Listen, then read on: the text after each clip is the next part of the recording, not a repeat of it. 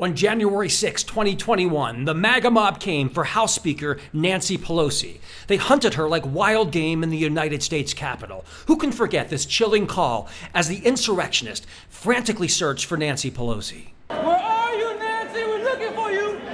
Nancy. Oh, Nancy. Nancy. Where are you, Nancy? In an eerie similarity to January 6th, a man broke into Speaker Pelosi's house in San Francisco, screaming, "Where's Nancy? Where's Nancy?" Thankfully, she was safe in Washington, D.C., but the politically radicalized madman attacked her husband, Paul. Our officers observed Mr. Pelosi and the suspect both holding a hammer. The suspect pulled the hammer away from Mr. Pelosi and violently assaulted him with it. Our officers immediately tackled the suspect, disarmed him, took him into custody, requested emergency backup, and rendered medical aid. The suspect has been identified as 42-year-old David DePepe. CNN reports that David DePape posted memes and conspiracy theories on Facebook about COVID vaccines, the 2020 election, and the January 6, 2021 attack on the Capitol. He posted links on his Facebook page to multiple videos produced by MyPillow CEO Mike Lindell, falsely alleging that the 2020 election was stolen. Other posts included transphobic messages. Where have we heard this before? Where have we heard these messages before?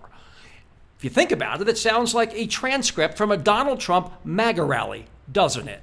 For example, Governor Glenn Youngkin of Virginia said, "There's no room for violence anywhere, but we're going to send her back to be with him in California." Thank you for that strong statement, Governor Youngkin. And this, by the way, is supposed to be the GOP's moderate guy. Let that sink in. The GOP is also going to try to excuse what happened by saying, "Oh, it's just some random crazy guy." But your party and your right-wing media bubble pander to people who are mentally off and incites them with nonstop red meat. Your party, including former President Donald Trump, is pandering to QAnon. This is a bizarre cult that believes Democrats are a cabal of pedophiles that eat children. This has led to attacks, including at a pizza restaurant, Comet Ping Pong in Washington, D.C. But it's more than just pandering to the base. The Republican Party is running people for office with histories of violence and even electing conspiracy nuts who have serious unresolved issues. They run violent television ads where candidates tote guns and act like they're running for president of militias rather than public office. In one revealing ad, a Republican Senate candidate in Arizona pulls a gun on what he calls Crazy Face Pelosi. Crazy Face Pelosi. Think about that for a minute. Crazy Face Pelosi.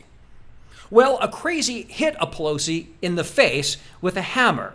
Is there a connection with violent Republican rhetoric? Is there a connection?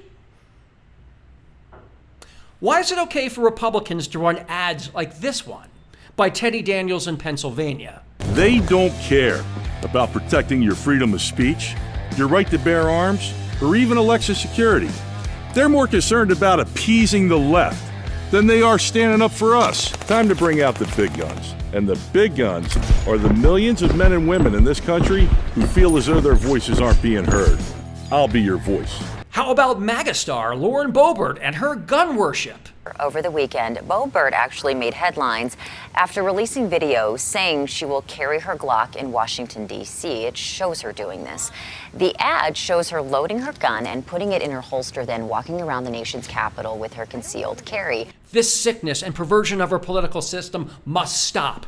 It's causing chaos and fear and making it more difficult for lawmakers to do their jobs. According to Capitol Police, in the year since Donald Trump was elected president, the number of recorded threats against members of Congress increased tenfold to 9,625 threats in 2021. How is this okay? How is it okay? Republicans are going to try to brush this aside. They're going to shrug, and they're going to resort to false equivalency. They will say there are crazies on the left too. Yes, that is true. No party has a monopoly on crazy people.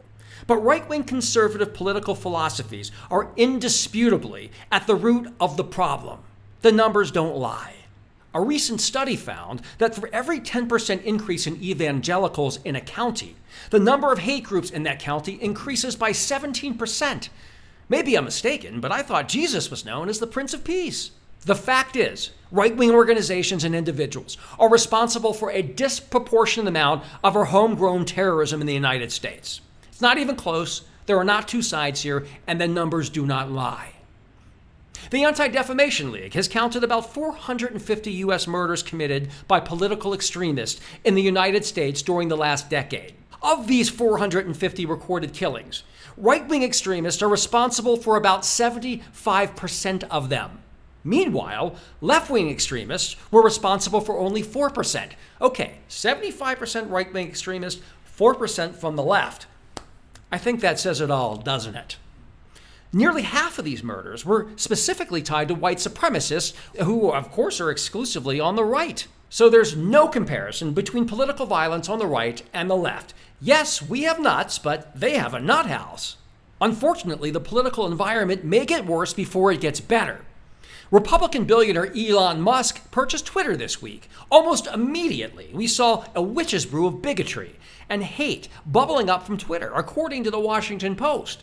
An emboldened cast of anonymous trolls spewed racist slurs and Nazi memes onto Twitter in the hours after billionaire industrialist Elon Musk took over the social network, raising fears that his pledge of unrestricted free speech could fuel a new wave of online hate. The flood of racist posts was among the most prominent signs of how Twitter has changed in the first hours since Musk's ownership.